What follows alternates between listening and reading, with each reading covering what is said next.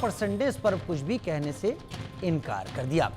अगला सवाल हमने पूछा, क्या दुनिया में भ्रष्ट सरकारों के खिलाफ जनाक्रोश की सुनामी तेज हो चुकी है? 79% ने कहा कि हां बिल्कुल ऐसा ही हो गया है। 16% ने कहा बिल्कुल नहीं, ऐसा नहीं है, और 5% ने कोई जवाब नहीं दिया। लेकिन तीसरा सवाल हमने जब पूछा, क्या आप भारत में सरकार की पारदर्शिता से संतुष्ट हैं? 64% ने कहा कि हां हम बिल्कुल संतुष्ट हैं। 35% ने कहा कि बिल्कुल नहीं संतुष्ट हैं।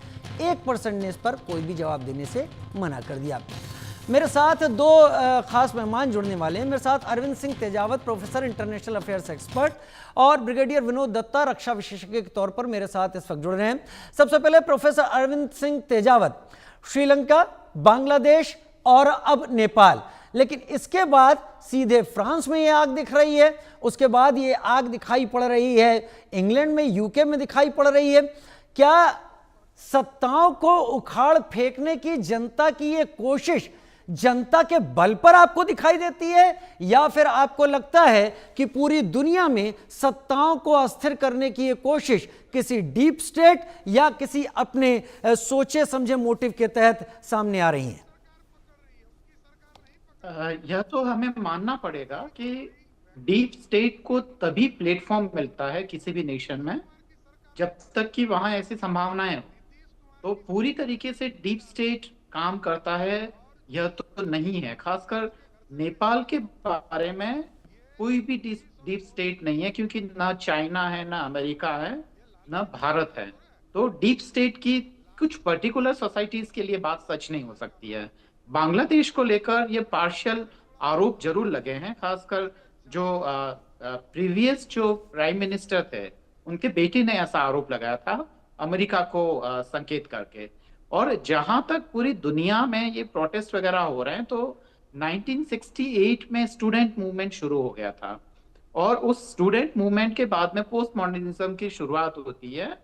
और उस पोस्ट मॉडर्न थॉट में ये बता दिया था कि ये जो मॉडर्न इंस्टीट्यूशंस हैं, जिसमें चाहे वो पार्लियामेंट हो, चाहे डेमोक्रेसी हो, या चाहे वो जुडिशरी हो, ये अपना काम ठीक तरीके से नहीं कर रही है, न सफिशिएंट तरीके से कर रही है।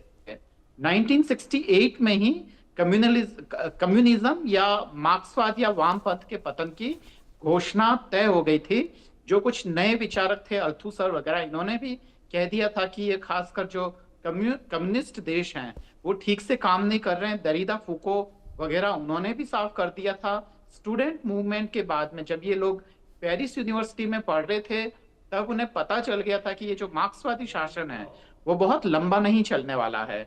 और जब श्रीलंका में सत्ता परिवर्तन हुआ था, वहां पे प्रोटेस्ट के बाद में, जन विद्रोह के बाद में, तब एक टीवी चैनल्स पे भी ये चर्चा हो रही थी। तब कहा था मैंने कि श्रीलंका तो शुरुआत है, उसके बाद में बांग्लादेश और तमाम नेपाल, भूटान और भी जो तमाम पड़ोसी देश हैं, जिसमें पाकिस्तान भी हैं, उनमें ये सारे विद्रोह होंगे। भारत में सबसे अंत में होगा। इसकी वजह यह है कि पहली बात तो यह है कि भारत में बहुत सारे रिफॉर्म्स हुए हैं, चाहे वो हरित क्रांति हो, या चाहे वो संचार क्रांति हो, या तमाम तरीके से। फिर राइट टू इंफॉर्मेशन के द्वारा एक तरीके से जो आवेग या आवेश निकालने का एक तरीका मिलता रहा है। और भारत में क्योंकि जुडिशियल सिस्टम भी काफी मजबूत है, और उसके अलावा भारत का आकार काफी बड़ा है, और क्योंकि बड़े आकार के कारण उनके पास जो पैरामिलिट्री फोर्सेस या पुलिस फोर्सेस काफी मजबूत स्थिति में होती है, इसलिए इतना आसान नहीं होता है। बावजूद उसके हम देख रहे हैं कि भारत में भी किसान आंदोलन, बिहार में बेरोजगारों के आंदोलन, हरियाणा में एक दशक पहले मजदूरों के आंदोलन हुए थे, गुड़गांव में आप जानते ही हैं। और इसी तरीके से दिल्ली में पीसफुली सत्ता का परिवर्तन हुआ था और केजरीवाल साहब का उदय हुआ था। उसके बाद में जब वो भी जनता की आकांक्षाओं को पूरा नहीं कर पाए, तब उन्हें भी हटा दिया गया। यहां तक कि जब वो सीएम बने थे, तब भी उन्होंने कहा था कि अगर जनता की आकांक्षाएं पूरी नहीं होगी तो हमें हटा के फिर वापस नए लोगों को ले आएंगे। तो पूरे ही संसार में अनरेस्ट है, और इसका कारण कहीं ना कहीं संचार माध्यम है। अब वो वाली मॉडर्न पीढ़ी नहीं है। मॉडर्न पीढ़ी जो कि एक खास तरीके के सामंतवाद से आगे चलकर यह आई थी। तो अब ये जो मॉडर्न पीढ़ी है, अब यह पोस्ट मॉडर्निज्म की तरफ जा रही है, जहां ये जो मॉडर्न इंस्टीट्यूशंस हैं इनकी भी लिमिटेशंस को देखा जा रहा है, और एक नए संसार या एक ब्यूटीफुल वर्ल्ड के लिए जो लेकिन खासकर युवा है अरविंद सर ये भी वो। इंडिकेशंस तो बड़े तनाव वाले हैं, बड़े समस्या वाले हैं कि अगर जनता राष्ट्रों में इस तरीके का कदम खुद उठाने लगे। नेपाल ने कम से कम वो पिक्चर सामने रखी है कि समझ में नहीं आया कि वहां पर भी जनता इतनी ताकतवर कैसे हो गई कि उसने संसद भवन को आग लगा दी, सुप्रीम कोर्ट आग लगा दी, प्रधानमंत्री के आवास पर हमला बोल दिया, पूर्व प्रधानमंत्रियों के घर में मारपीट की, उनको चोट पहुंचाई, एक की पत्नी की मौत हो गई। ये तो अराजकता की भी पराकाष्ठा मानी जाएगी। बिल्कुल राजीव साहब, बिल्कुल आपने ठीक समझा है। ये मोह की जनता नहीं थी, ये भीड़ थी। तो ये भीड़ ने जो वहां पे परिवर्तन किया, मैं इसमें एक पॉज लेके एक बीच में एक एड ऑन करना चाहता हूँ। वो ये है कि दरअसल इस तरीके के जितने भी जो सत्ता परिवर्तन होते हैं, उसमें सबसे बड़ा जो रोल होता है वो युवाओं का होता है। जितने भी आंदोलन विद्रोह हुए हैं उसमें युवा ही काफी सक्रिय होते हैं। और आप जानते हैं कि युवाओं का एक स्टेट ऑफ माइंड होता है जहां वो पीसफुली चीजों को करने की स्थिति में नहीं होते हैं। एक रोमांस होता है हर चीज को लेकर, चाहे वो नेशनलिज्म हो या चाहे वो सोशल रिफॉर्म हो। तो उस रोमांटिक होने के कारण, उस रोमांस या रोमांसिसिज्म के कारण चीजें ये होती है कि वो एक तरीके से वायलेंस में टर्न आउट हो जाती है। और वायलेंस में टर्न आउट होने के कारण जो परिणाम जो देख रहे हैं वो हम देख रहे हैं। पर एक राजीव साहब, बिल्कुल आपने ठीक कहा कि ये भीड़ का कोई विजन नहीं होता है।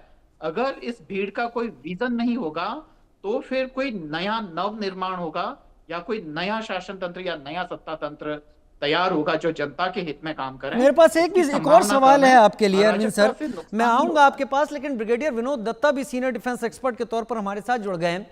ब्रिगेडियर विनोद दत्ता, मैं वहां चल रही पॉलिटिक्स या वहां चल रहे खेल को आपसे नहीं समझना चाहूंगा, लेकिन ये कितना बड़ा एक ये असर डालेगा भारत की सीमा से जुड़े हुए नेपाल के इलाकों से के जरिए भारत पर कितना दबाव आएगा, या फिर इस अराजकता का दबाव चीन की तरफ कितना जाता दिखेगा। हम सभी जानते हैं कि KP Sharma Oli pro China थे, लेकिन फिर भी वो चाइना वहां भी इन चीजों को एंटिसिपेट नहीं कर पाया और पूरी सरकार को जाना पड़ा। पुराने जो मंत्री हैं उनकी तो हालत खराब हो गई है। ब्रिगेडियर विनोद दत्ता, देखिए, ये एक बड़ा डिस्टर्बिंग ट्रेंड देखने को आया है। और इसका आगाज अगर हमारे नेबरहुड में देखें तो पाकिस्तान में 9 मई से हुआ, जब उन्होंने 4 कोर के कोर कमांडर के घर पे धावा बोला। जीएचक्यू जो पाकिस्तान में मतलब आर्मी एक ट्रोइका का हिस्सा है, उसके सारे खंबे हिला दिए। श्रीलंका, उसके बाद आप देखिए किस तरह से लोगों ने प्रेसिडेंशियल जो रेजिडेंसेस थे वहां घुस के हमला किया और उन पे कब्जा किया। बांग्लादेश अभी बिल्कुल फ्रेश है, पिछले साल ही वहां हुआ है। और अब नेपाल। तो ये दर्शाता है कि ये केवल यूथ एक ऐसा ऑर्गेनाइजेशन है जो अपने बलबूते पे इतना बड़ा मतलब रिवोल्ट खड़ा नहीं कर सकता। और जिस तरह की रिकवरी वहां हो रही है, क्योंकि इसमें डेफिनेटली एक डीप स्टेट है, एक ऐसी एक्सटर्नल एजेंसी है जो इन लोगों का साथ दे रही है। जिस तरह से अब देखिए पैसों की रिकवरी हो रही है, लेकिन इसमें एक चीज बड़ी साफ है कि भारत के जैसे कहते हैं ना कि स्ट्रिंग ऑफ पर्ल्स, या भारत की जितने भी पड़ोसी देश हैं उन सब में इस तरह का एक ही पैटर्न देखा जा रहा है। तो यकीनन ये भारत के जियो स्ट्रेटेजिक मतलब इम्पेरेटिव्स के लिए बहुत फेवरेबल सिचुएशन नहीं है। क्योंकि अगर आप देखिए नेपाल में चाइना का अगर इन्फ्लुएंस पड़ता है तो नेपाल एक बफर स्टेट था और हमारे लिए एक बहुत बड़ी समस्या हो जाएगी कैसे हम अपने नॉर्दर्न बॉर्डर्स को और डिफेंड करें। दूसरी चीज, अगर अमेरिका का वहां ये है और अमेरिका ये चाह रहा है कि धीरे धीरे जो आवाम है वो सरकारों को इस तरह से उखाड़ फेंके, तो भारत को भी इस विषय में सोचना पड़ेगा और भारत को भी अपनी जो नीति है और अपनी जो उसकी जो पॉलिसीज हैं उस पर पुनर्विचार करना पड़ेगा। लेकिन यकीनन इसमें एक्सटर्नल एजेंसीज का हाथ है। क्योंकि आप देखिए बांग्लादेश में, नेपाल में सेना केवल मूक प्रदर्शन करती रही या उनको मूक के तौर पे उनको देखती रही।